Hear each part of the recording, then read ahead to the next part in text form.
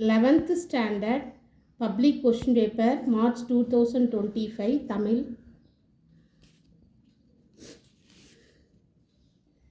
பகுதி 1. பொறுத்துக.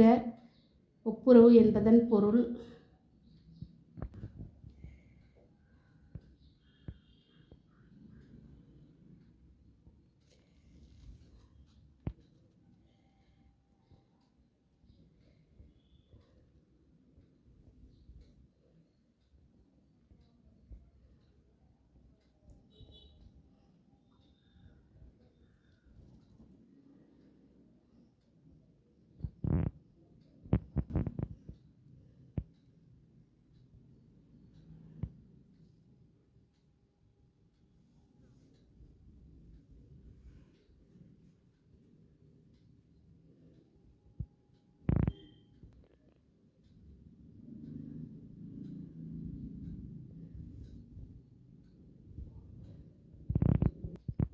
பகுதி 2 பிரிவு 1 குறிப்பு. எவையேனும் 3 வினாக்களுக்கு விடை தருக.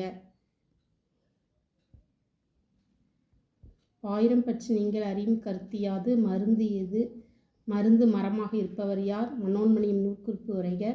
மதினா நகரம் ஒரு மாளிகை நகரம் எனும் கூற்றினை உறுதி. பிரிவு 2 எவையேனும் 2 வினாக்களுக்கு விடையளிக்கவும். தமிழ்நாட்டின் மாநில மரம் ஒரு சிறு குறிப்பு வரைக. உவேசா அவர்கள் பயின்ற கல்வி முறை குறித்து குறிப்பு வரைக.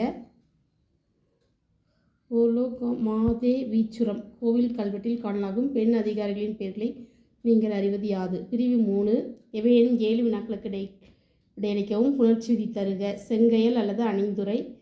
சொல்லை பிரித்தும் சேர்த்தும் தொடரமைக்க. தங்கை அல்லது கால்நடை. கலைச்சொல்லாக்கம். பொருள் தருக. பகுபத உறுப்பிலக்கம் தருக. அறிந்து அல்லது துய்த்தல். செய்தார், கண்டான், வென்றால், பேசினர் ஆகிய சொற்களில் உள்ள இடைநிலைகள் யாவை? அவை எந்த காலத்தை குறிப்பிடுகின்றன? எண்ணே மதுரை மீனாட்சி அம்மன் கோவில் சிற்பக்கலை. செய்தி தொடராக்குக. பாடல் வரிகளில் உள்ள மூனை ஈபு நயங்களை எடுத்துக்காட்டுக.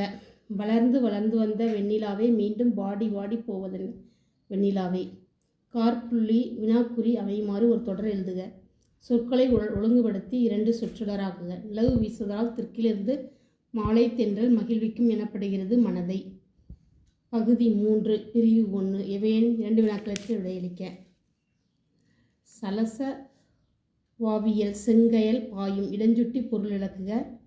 கலைவளார் மறையவர் கருத்தில் எண்ணியது யாது? வில்வரத்தினம் பாடத்தான் வேண்டும் என இவற்றை வலியுறுத்துகிறார். இன்குலாப் உலகுக்கு வேண்டும் நானும் ஓர் துளியா என கூறிய நயத்தை விளக்குக. பிரிவு 2 எவையேனும் 2 வினாக்களுக்கு விடை தருக. மலை மனித வாழ்வின் சிறப்பிடம் பெற்றுள்ளது என்பதை எடுத்துக்காட்டுடன் விவரிக்கவும். வேதிக்கலப்பில்லாத பூச்சி மருந்து கொல்லி நடைமுறைக்கு சாத்தியமா என்னும் கருத்தை எழுதுக. ஜீவாவின் பேச்சு நடை குறித்து சுந்தர் ராமசாமி கூறுவன யாவை? இயற்கையுடன் உரையாடல் ஒன்றை கற்பனையாய் 10 வரிகளில் எழுதுக.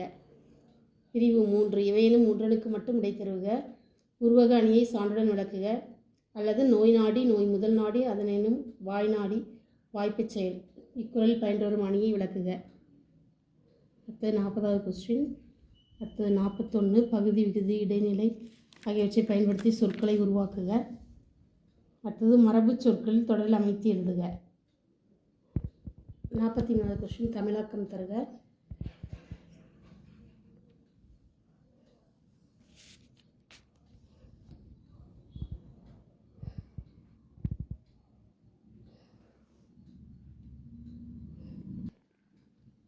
நாற்பத்தி கொஸ்டின் காவடி சிந்து ஒரு வழிநடை பாடலில் கூற்றை அண்ணாமலையாரின் பாடல் வழி மதிப்பீடு செய்க.